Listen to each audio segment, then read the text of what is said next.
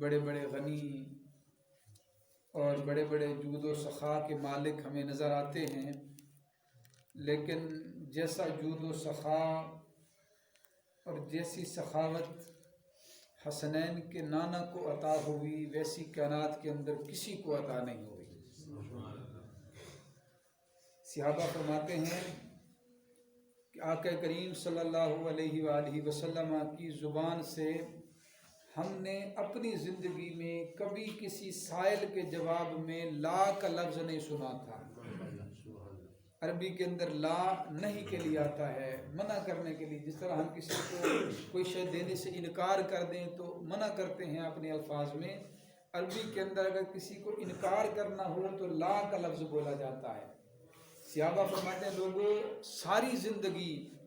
ہم نے رسول کریم صلی اللہ علیہ وآلہ وسلم کے منہ سے کبھی لا کا لفظ نہیں سنا تھا۔ کوئی سائل حضور کی بارگاہ میں آ جائے اور حضور نے کسی کو منع کر دیا ہو، ایسا ہو ہی نہیں سکتا۔ حضرت انس رضی اللہ تعالی عنہ فرماتے ہیں کہ آقا کریم صلی اللہ علیہ وآلہ وسلم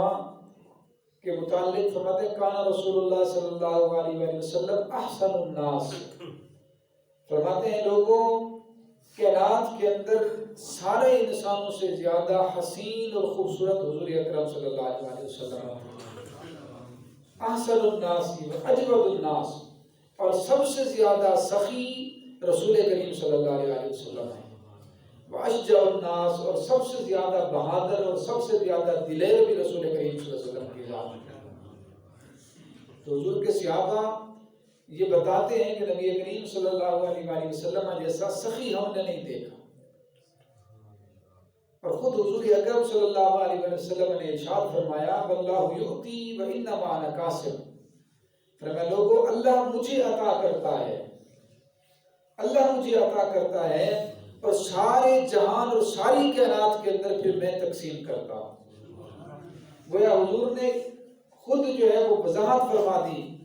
کہ میں جو ہر ایک کو نوازتا ہوں اور ہر ایک کے دامن مراد کو بھر بھر کے عطا کرتا ہوں، اور کبھی کسی سائل کو منگتے کو خالی نہیں لٹایا، اس کی وجہ یہ ہے کہ مجھے اس رب غفار نے اپنے خزانوں کا مالک بنا دیا، اس کے سارے خزانوں کا مالک میں ہوں، اور میں جسے چاہتا ہوں پھر اپنی مرضی سے تقسیم کرتا ہوں، سارے جہان کو میں عطا کرنے والا ہوں۔ اسی کو حضرت نے فرمایا کہ واللہ فلا رب العرش، جس کو جو ملا ان سے ملا، فلا رب العرش، جس کو جو ملا ان سے ملا، بڑھتی ہے کونین میں نعمت رسول اللہ، کہ سارے جہان کو جو بھی ملتا ہے وہ رسول کریم صلی اللہ علیہ وآلہ وسلم کے دربار سے ملتا ہے، حضور کی دہلیز سے ملتا ہے۔ یہ ایسا سخی ہے جو اپنے دروازے پر آنے والے سائل کو خالی ہاتھ نہیں اٹھاتا، اور اس کے دروازے پر اگر اپنے آ جائیں تو انہیں بھی دامن مراد بھر بھر کے عطا کرتا ہے، اور اگر بیگانے آ کر سائل بن کے اس کی دہلیز پر آ جائیں تو انہیں بھی نواز دیا جاتا ہے۔ اور یہ ایسا سخی ہے کائنات کے اندر کہ جس نے ان کی چوکھٹ سے مانگ لیا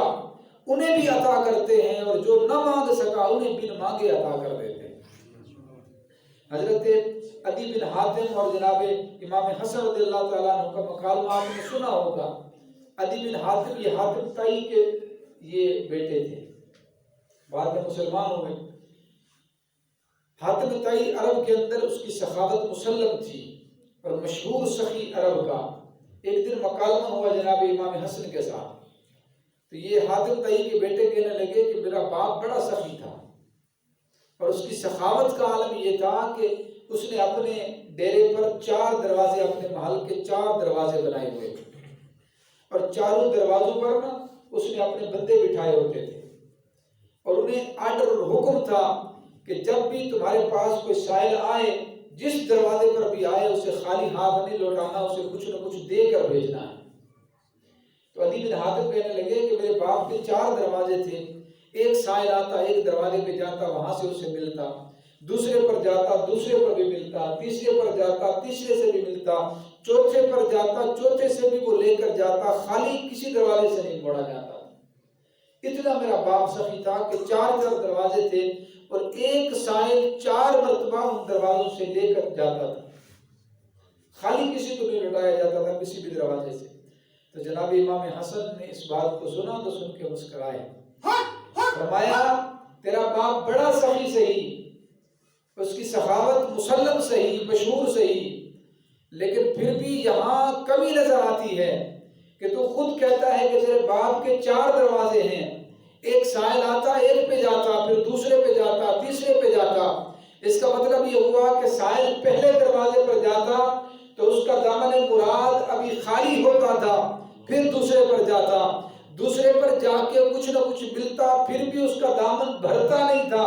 تیسرے پر جاتا اور تیسرے سے بھی دامن نہ بھرتا تو چوتھے پر جاتا اور وہاں سے بھی کچھ نہ کچھ لے کر جو ہے وہ واپس پلٹتا تھا۔ لیکن اللہ کی عزت کی قسم میرے نانا کا صرف ایک دروازہ ہے، اور اس دروازے پر جو بندہ ایک مرتبہ آ جائے پھر قیامت تک کسی اور دروازے پر جانے کی ضرورت نہیں ہوتی۔ یہ اتنا نواز دیتے ہیں بندے کو، اپنے دروازے پر آنے والے انسان کو اتنا نواز دیتے ہیں اور حد سے زیادہ اتنا دے دیتے ہیں کہ پھر سائل کو ساری زندگی کسی دروازے پر جانے کی ضرورت نہیں ہوتی۔ اور یہ ایسا دروازہ ہے کہ یہاں سے کسی نے متاع دنیا مانگا تو اسے دنیا کا ساز و سامان مل گیا، کسی نے آخرت مانگی تو اسے آخرت مل گئی، کسی نے دنیا کی عیش و عشرت مانگی اسے عطا کر دی گئی، کسی نے قبر کی راحت مانگی قبر کی نعمتیں مل گئی، اور کسی نے جنت کے اندر اعلیٰ مرتبہ مانگا تو اعلیٰ مرتبہ جنت کے اندر مل گیا۔ رسول کریم صلی اللہ علیہ وسلم کا دروازہ وہ دروازہ ہے کہ جہاں سے جو سائل آ جائے اسے ایسا عطا کر دیا جاتا ہے کہ کسی اور دروازے پر جانے کی ضرورت نہیں ہے۔ اور خود اللہ نے فرمایا وَأَمَّا السَّائِلَ فَلَا تَنْهَرْ، محبوب آپ کسی سائل کو، اپنے منگتے کو، اپنے دہلیز پر آ جانے والے مسافر کو کبھی خالی ہاتھ نہ پٹھائیے، خالی ہاتھ مت بھیجیے، جو تیرے دروازے پر آ جائے اسے خالی ہاتھ واپس نہیں بھیجنا۔ آقا کریم صلی اللہ علیہ وسلم کی شجاعت اور آپ کی جود و سخا کا عالم یہ تھا۔ دنیا کے اندر بڑے بڑے سخی ہم نے دیکھے ہیں،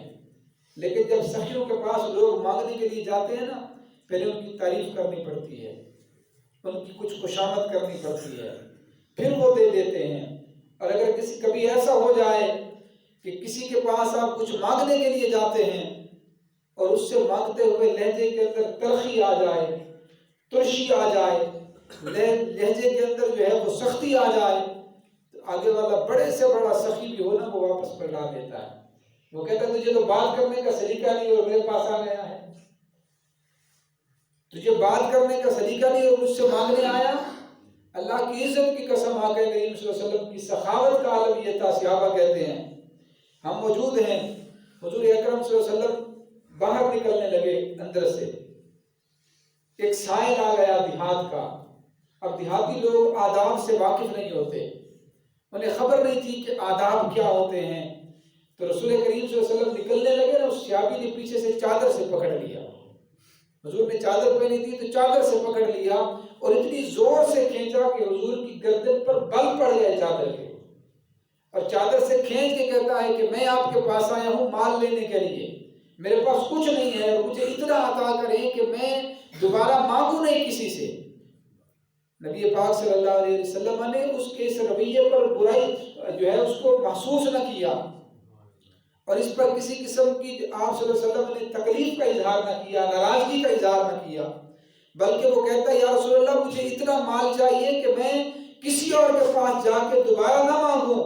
حضور نے فرمایا جاؤ، یہ سامنے پہاڑوں کے درمیان میں بکریوں کا جو ریوڑ چڑھ رہا ہے یہ سارا کا سارا میں نے تمہیں عطا کر دیا،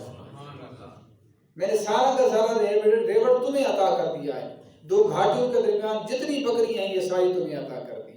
تو اگر کسی نے اس لہجے کے اندر بھی آ کے مانگا نا، میرے آقا کریم صلی اللہ علیہ وسلم نے نواز دیا ہے۔ اور پھر سخاوت کا عالم یہ کہ اپنے پاس موجود ہے وہ تو دے ہی دیتے ہیں، جو اپنے پاس ہوتا وہ لٹا دیتے۔ اور کبھی اگر ایسا ہوا کہ آپ نے جو تھا وہ لٹا دیا، ایک روز حضور کی بارگاہ میں مال آیا بحرین سے، صبح سے لے کے شام تک صحابہ کہتے ہیں 1 لاکھ سے زائد دینار تھے، بحرین سے مال آیا۔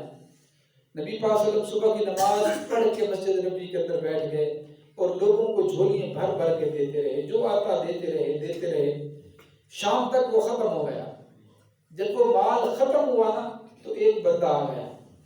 آ کے عرض کرتا یا رسول اللہ میں تو بڑا محتاج ہوں اور میری بڑی ضرورت ہے، مہربانی فرمائے مجھے عطا کرے۔ تو حضور نے فرمایا اگر کچھ دیر پہلے آ جاتا تو تجھے اتنا مل جاتا کہ تو کہیں اور جو ہے ہاتھ پھیلانے کے لیے اور کہیں کسی اور کے دروازے پر جانے کی ضرورت ہی نہ ہوتی، لیکن اب تیری قسمت کے تو لیٹ ہوا ہے، اور جتنا مال آیا تھا میں نے سارا کا سارا لوٹا دیا ہے اللہ کی بارگاہ میں۔ تو وہ سائل عرض کرنے لگا یا رسول اللہ میرے پاس تو کھانے کے لیے نہیں، میں تو مفلس ہوں، میں آپ کا دروازہ دیکھ کے آپ کی چوکھٹ کو نظر کے اندر رکھ کے آیا ہوں کہ یہاں سے خالی میں نے نہیں پلٹنا۔ تو آقا کریم صلی اللہ علیہ وسلم نے فرمایا اچھا گھر پتہ کرایا کہ کوئی شے گھر کے اندر موجود ہے، تو گھر بھی کچھ نہ تھا، گھر بھی کچھ نہ تھا۔ آقا کریم صلی اللہ علیہ وسلم نے اس سائل سے فرمایا سخاوت دیکھیے، حضور نے فرمایا جو کچھ تھا سب لوٹا دیا ہے، گھر کے اندر جو تھا وہ بھی اللہ کے راستے میں دے چکا ہوں، اب ایسا کر